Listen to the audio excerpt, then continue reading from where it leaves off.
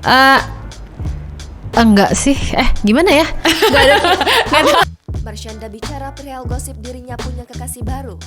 Saat disinggung keinginan menikah lagi, jawaban mantan istri Ben Kasyafani ini disorot. Marshanda belakangan ini terus jadi sorotan.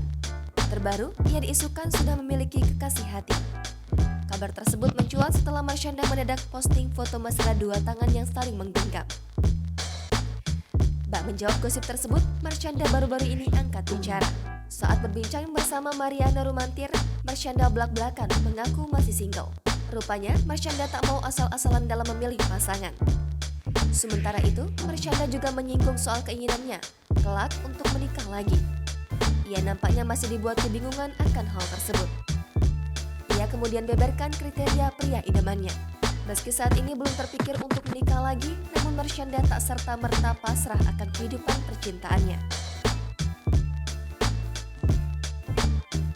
Ada yang dekat, kayak sahabat-sahabat gitu sih ada.